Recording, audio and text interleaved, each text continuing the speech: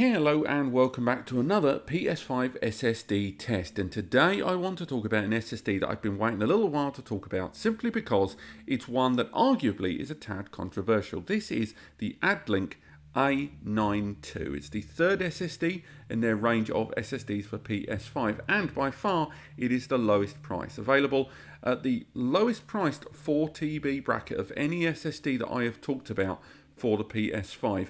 This series also arrives in 1TB and 2TB options as well, and is by far the lowest price per gigabyte or terabyte, no matter what way you look at it, of any SSD that is currently supported on the PS5. Indeed, if you're looking at adding storage to your PlayStation 5 system and you want to get the biggest you can get right now, whether it's in the best price or not, this is kind of up there as one of few less than 10 4TB NVMe PCIe Gen 4 M2 SSDs that is supported on this system. So on the face of it, this sounds perfect. However, this SSD is also an SSD that is one of the lower performing available in the PCIe Gen 4 spectrum from Addlink, taking advantage of quad layer cell NAND, otherwise known as QLC. This is the storage components on an SSD that provide the lowest price per capacity out there, but also provide the lowest endurance and the lowest performance of any SSD available from them in this bracket. And although it is supported on PS5, and although it does benchmark higher than the recommended 5,500 megabytes per second by the PS5, despite PC benchmarks being lower, a little bit of me wonders about just how well this SSD is going to perform in our testing. Now, this is going to be one of a three-part series of videos on this SSD. This first part, I'm going to be testing 4 games: Spider-Man Miles Morales, Lego Worlds, Deathloop, and Call of Duty Warzone. And then the follow-up video, we're going to test 4 more big, heavy-duty games on this SSD. And then in the final test, we're going to be comparing all of these SSDs, the A95, the A90, and the A92 together. But in this video, we're going to look at these first 4 games. And what we're going to be looking out for more than anything else is how well it loads these games against the internal PS5 SSD, and we're going to be listening to the PlayStation's own temperature and fans, and if it's going to need additional cooling. Before we do anything, let's format and benchmark this SSD here on the PS5 system. As you can see there on screen, the PlayStation 5 has rated this SSD at 5,611 megabytes per second. So again, just over 100 megabytes higher than a recommended minimum 5,500 megabytes by the PS5 system. Now, this SSD is actually rated lower than that on its official specs. The 1, the 2, and the 4TB are all rated slightly differently, but all of them are rated lower by traditional benchmark standards than rated on the PS5. So it's going to be very interesting to see how this game handles all the games we're going to be utilising.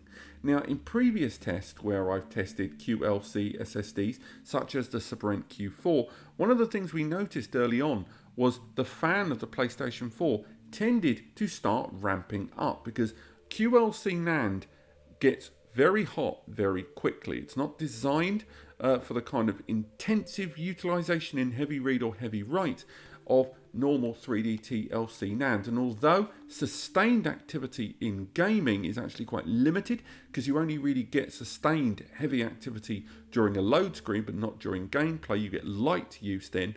When it comes to when we're going to move all these games over onto this SSD, which is currently empty, when I move these games over, moving around 500 gig of data, we're going to see if the PlayStation is going to kind of respond to any kind of raised temperatures internally while we're doing this transition. So again, I'm moving 8 games over right now, but we're only testing 4 of these games in today's video and 4 games in the follow-up video, largely because these videos are already long enough as they are. But for now, let's move these games over right now.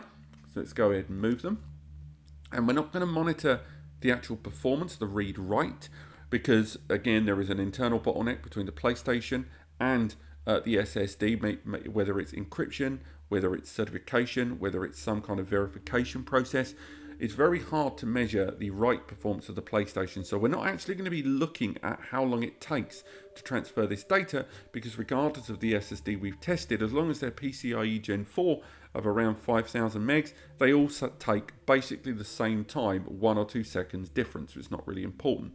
But what I'm looking at here is the heatsink that Addlink supply with this SSD, because it has an inclusive, beautiful heatsink and silica gel attachment to the SSD. Is that going to be enough to counter the heat that's generated from this SSD, this QLC NAND SSD? So what I'm going to do is fast forward to the completion of this transfer. But what I'm going to do is, rather than what I normally do and wait until the transfer has completed and start playing the games, I'm going to come in just before this moving has finished. So you'll be able to hear if the PlayStation has raised its fan temperature at the end of this process. So I'm going to wait a little bit during this heavy write process on the Addlink SSD, and I'm going to bring you guys back in just as this moving process is starting to conclude, and then bring the mic nice and close to the PlayStation. Let's fast forward.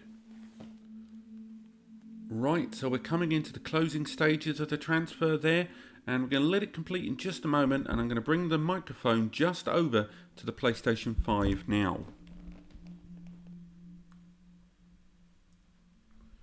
So immediately I can already see that the fans did not ramp up. That's a really good sign. And although this is the third QLC SSD I tested, this is the first time sustained write activity has not resulted in the PlayStation fans ramping up. That's a very good sign. And again, we will keep an eye on that fan throughout the course of these tests as we go through each game. But for now, let's go with our first game, which is of course Spider-Man Miles Morales. We've copied these games over, and again, you may hear the fan now, but that's not the fan. That is the CD inside the disk drive there. Whenever you use any game that is linked to a CD, or I say CD, how old am I? When you've got one that's linked to a Blu-ray, I should say, it uses the Blu-ray to verify ownership of that disc if you're not using it as an online purchase. Don't worry, that SSD is not actually affecting the loading of this game, and will spin down in just a moment, and now it has. From this point, all the data from that disk and the online updates are all installed on the system, and we're going to be comparing the performance of this game versus the internal PS5 SSD in just a moment. Again, what we're looking at in this test, we're looking to see the speed of the game running. We're going for 30 frames per second, high fidelity, full graphics, ray tracing, light effects, everything. And we are looking at how well this game runs, as well as how quickly it loads New York. So let's go in 3, 2, 1. Let's load up the save, I should say. Let's go in now at 3, 2, 1. Should be nice and quick. And we're in the game. So again, lovely stuff here. We're already moving in nice and quick. And the idea is we want to move ourselves as quickly as possible within the game. We want to get this game to work lovely and hard during the course of our transition. And I'm doing a terrible job of not clinging on to a wall. But still, nonetheless, what we're looking at here is how quickly we can get the game running. And if we can get that QLC SSD to reveal any shortfalls that it might have. I'm just going to keep moving, lovely and quick, as we make our way through the city and seeing how well it compares against the same game running on the internal SSD. So I'm not seeing any dips in performance. And again, as we go much higher, we can have a look, and we're not going to slow down yet. We've still got lots to do. We're not going to bother with anything to do with like crime or anything like that. We're just looking at how quickly the game loads assets and that all the effects are still working as we expect them to. And again, it looks like things are running just the way I would like to see them. And again, overall, exactly what I would expect. So for now, quite happy with what we're seeing. And I think for now we can make our way onto the next test, which is of course loading from a fast travel station to a much further part of the map. So let's go ahead and load that in. Let's go in there, and what we're going to do is we're going to make our way all the way to the north portion of the map and go through to a subway section here. Let's go in 3, 2, 1.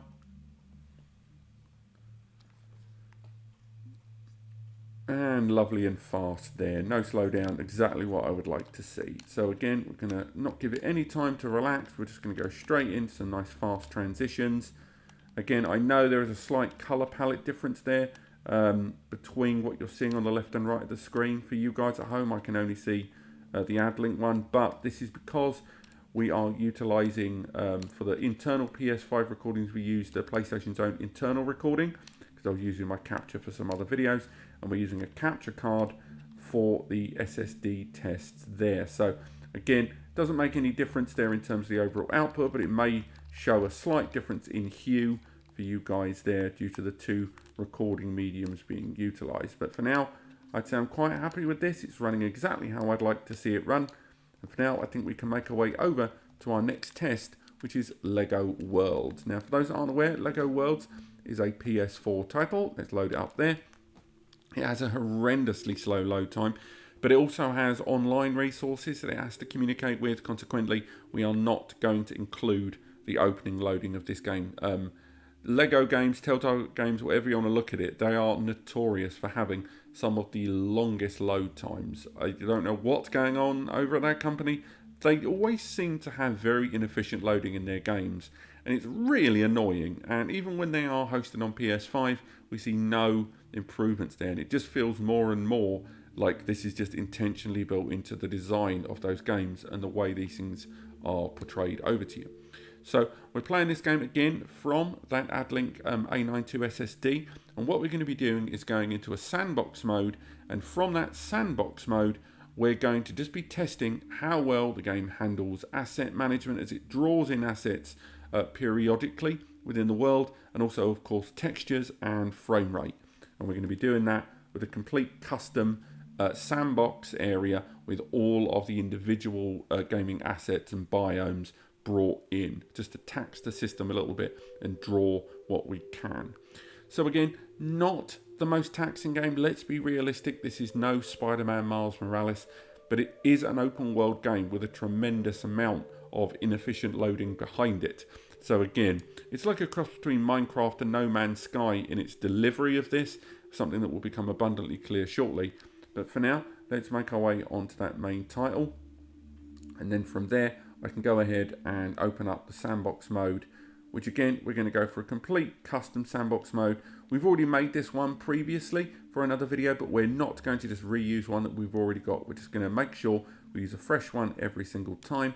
It's going to be a huge environment there at 200 by times 200. And again, we're going to include every single element here that's available to us. So I'm going to load those in nice and easily.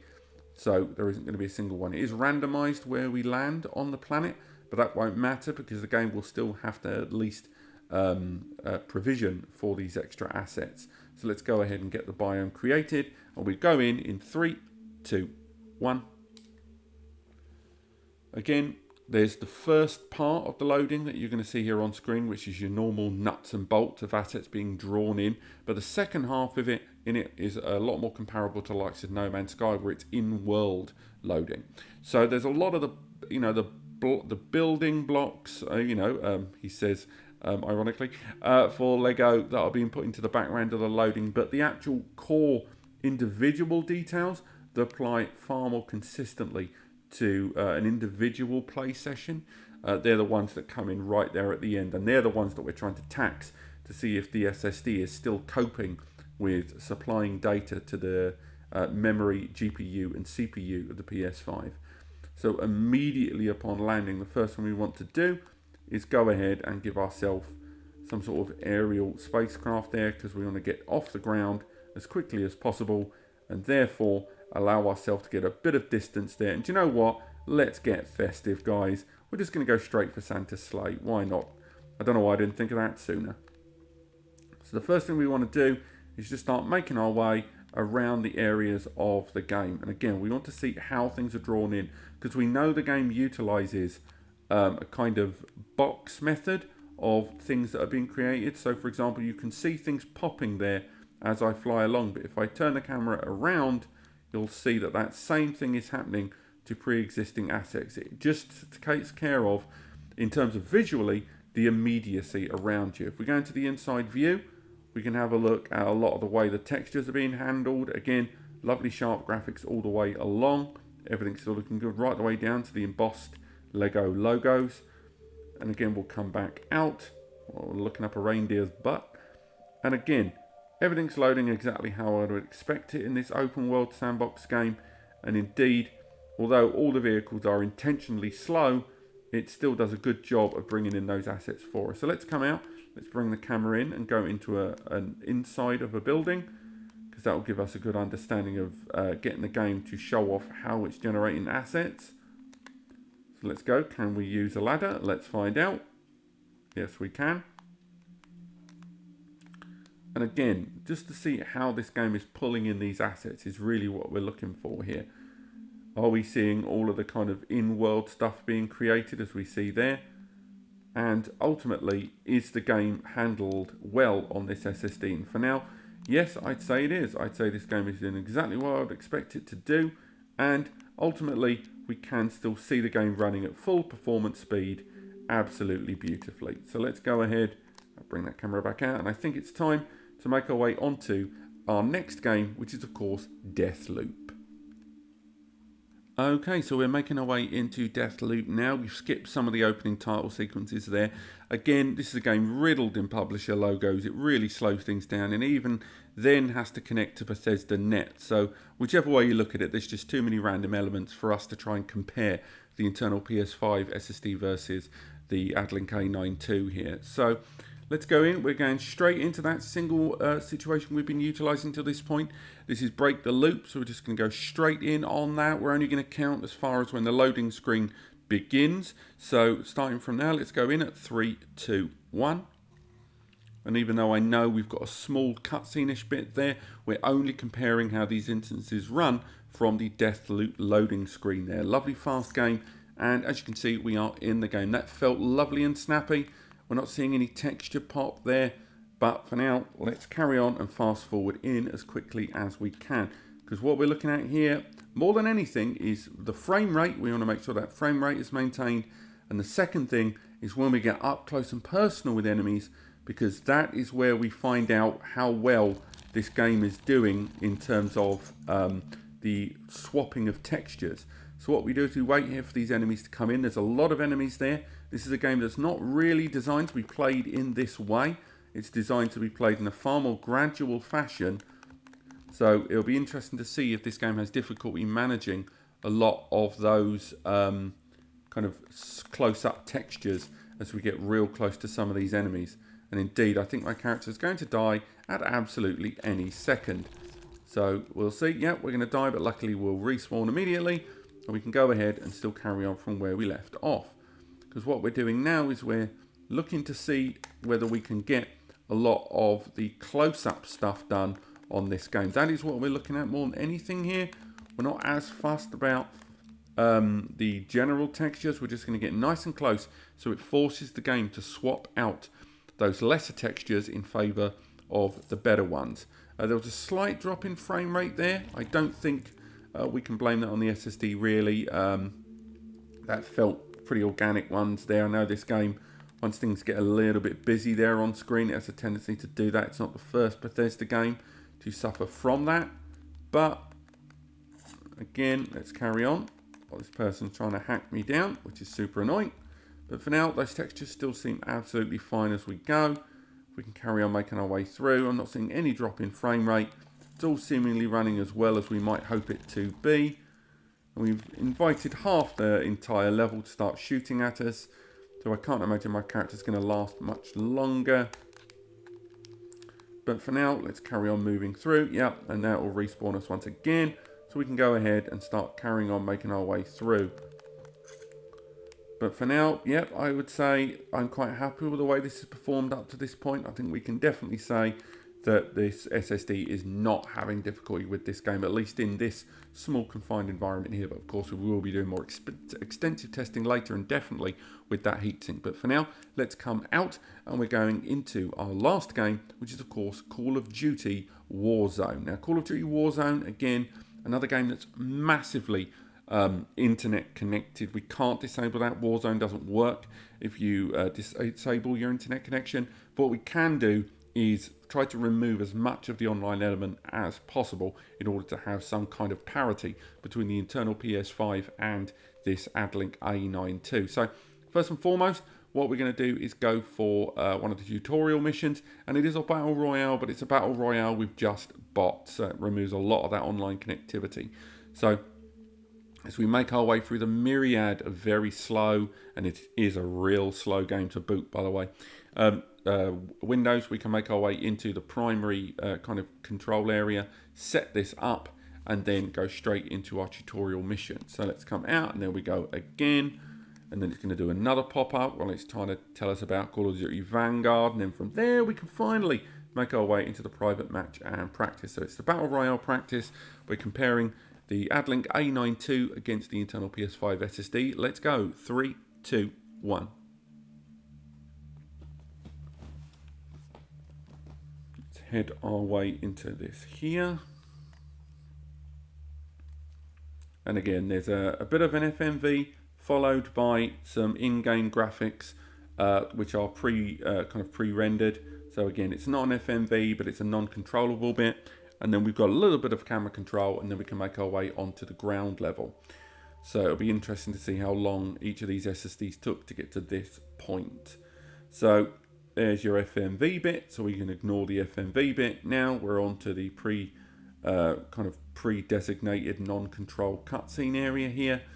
And then from there, we'll finally have an element of control throughout the game. One thing I will say is I've never understood how the game shows that bit of someone getting ready to jump out. But there is our dude just randomly standing there on the back of the plane. But lots of people jump out of this plane and you can't see them. But never mind, we've still got rotation there. We're not seeing any drop in frame rate. It's still running fine. And again, what we're looking at in this is to make sure that there's no drop in frame rate while the system's having difficulty pulling assets. Pretty unlikely, let's be realistic on this.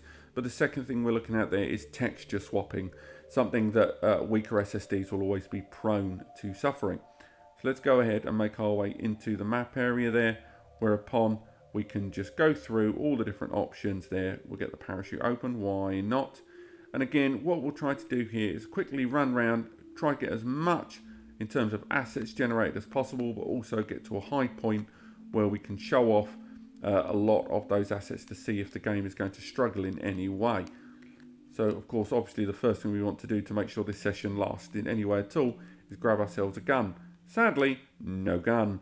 So for now, let's carry on moving forward. Finally, we've got ourselves a gun, and we can go ahead and survive alongside these bots for a short period of time. Let's take this guy out, and again, I've mentioned this in other videos, but it's worth highlighting. I'm seeing a delay on my button pushes versus what we're seeing in the render for a higher quality capture. The result is that you try playing a COD game with a button delay, it's a nightmare. But for now, it's still running absolutely fine. I'm not seeing any problems there. The textures are all sharp as ever, even when we get nice and close. The texture swap, there's no noticeable difficulties on texture swapping. If we make our way onto this high point here, so we can go ahead and jump up, and then from there we can just go ahead and maybe try and see if we can see any issues with textures in the background. We're not seeing anything really there, so we can go ahead and carry on moving. But no, I'm not seeing any problems with the textures we're seeing there on screen.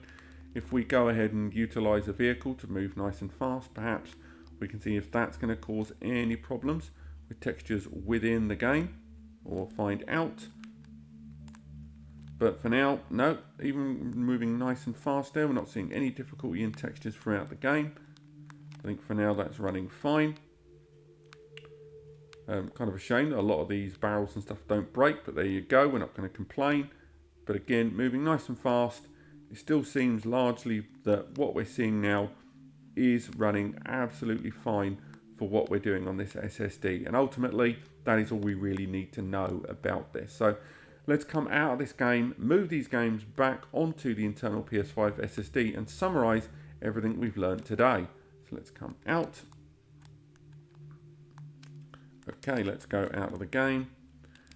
Cancel that. Move the games back onto the internal SSD for another test later on before we get all things set up for our next test when we're looking at the other 4 games on the next video. But for now, I've got to say, quite impressed. Again, I didn't go into this with enormous hopes. I think it would be an understatement to say that I would not recommend QLC SSDs to anyone on their PS5. And that was largely based on experiences previous where the games I've tested have generally always meant that the system got too hot, or the game's loading time in popular PS5 games when I tested on Resident Evil 5. Less the likes of Ratchet and Clank, but certainly a lot of some of the earlier PS5 exclusive we tested here on the channel. QLC SSDs really did struggle. This is the first time I've used a QLC NAND SSD that didn't give me any crap. I mean, again, in every single test I've ever done with a QLC, it's either dipped in performance, increased in heat, or just ultimately been a slightly questionable experience where I felt like something's dipped. This has not happened here, which is great to see. But again, let's hold out our full judgment till after the second test and, of course, the overall comparison of all the Addlink SSDs. And definitely, I'm working on a QLC combined SSD test video where we look at all of the QLC SSDs, because I think there is where we're going to find some more interesting information. But otherwise, if you have enjoyed this video, do click like. It helps me understand what is best about these videos and therefore makes each following video even better than the last. If you do want to learn more about not only this series, the Addlink, there are links towards these SSDs in the description that you can use. They won't cost you anything extra. They support this channel. But not just those, there are other SSDs we talk about on the channel, of which we will compare these SSDs against very, very soon in giant face-offs, as we always have done. So thank you so much for watching. I hope you've enjoyed this. Do let me know in the comments if you did, or recommendations for future videos or other SSDs. And otherwise, I will see you in the next part.